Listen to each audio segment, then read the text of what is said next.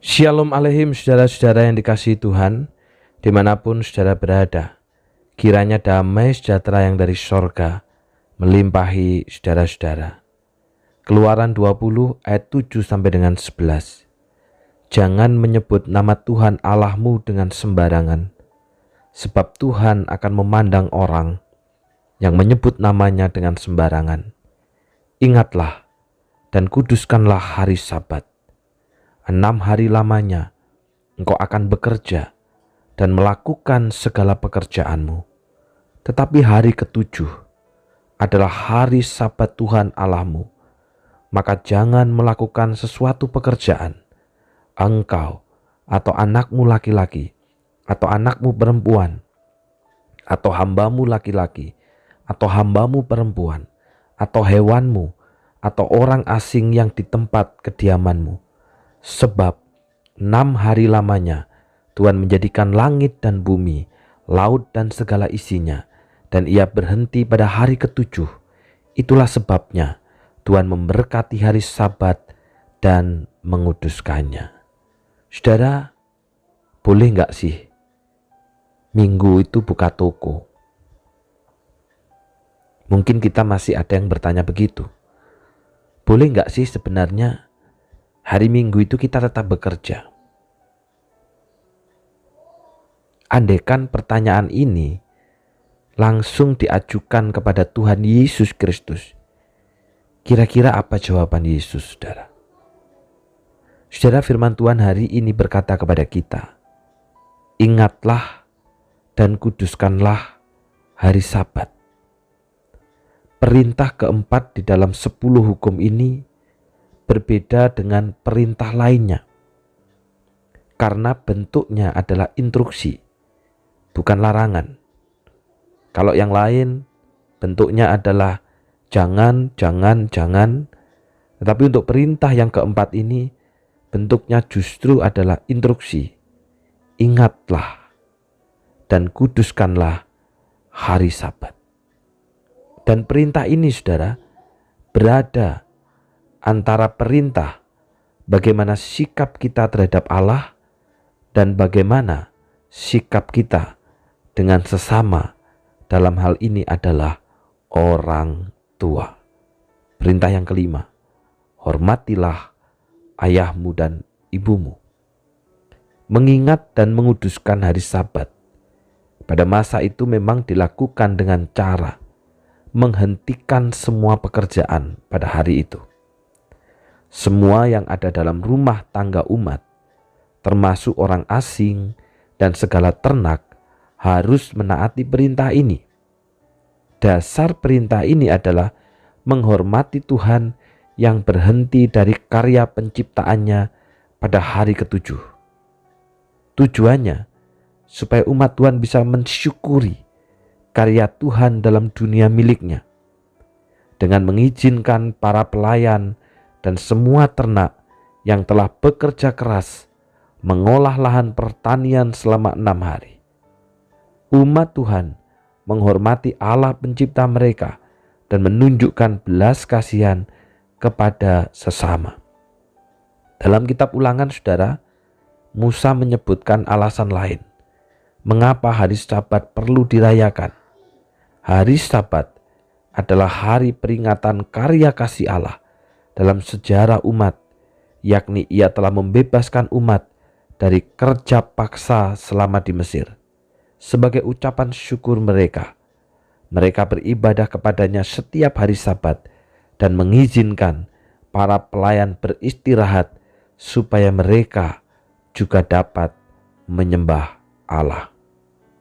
Saudara, ketaatan kepada perintah hari Sabat menunjukkan keutamaan Allah bagi umat. Dengan beristirahat dari segala pekerjaan, kita juga menghargai tubuh pemberian Allah. Dengan mengizinkan karyawan kita beristirahat, kita menghormatinya sebagai sama kita. Dalam Markus 2 ayat 27-28, Yesus berkata begini, hari Sabat diadakan untuk manusia dan bukan manusia untuk hari Sabat. Jadi anak manusia adalah juga Tuhan atas hari Sabat. Dalam terjemahan FAYH, tetapi hari Sabat diadakan untuk kepentingan manusia, bukannya manusia untuk kepentingan hari Sabat. Tuhan Yesus Kristus menyempurnakan perintah ini dan menekankan bahwa Ia menciptakan hari Sabat untuk manusia dan bukan manusia untuk hari Sabat. Artinya, perintah memelihara hari Sabat berintikan penghormatan kepada Allah dan penghargaan terhadap hidup yang telah Allah karuniakan.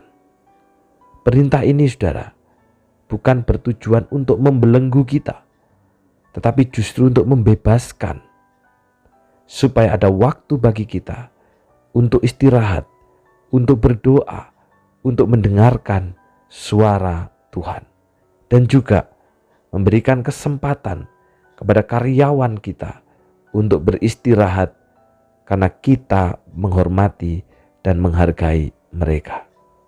Jadi perintah Sabat bukan untuk membelenggu, tapi justru untuk membebaskan. Hari ini Sabat kita adalah hari Minggu. Kenapa, saudara? Karena hari itu adalah menghormati kebangkitan Tuhan kita Yesus Kristus. Beribadah pada hari Minggu berarti kita percaya dan menghormati kebangkitan Tuhan.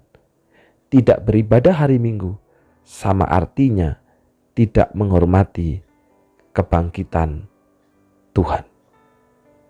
Hari Minggu bukan membuat kita pasif, tetapi proaktif.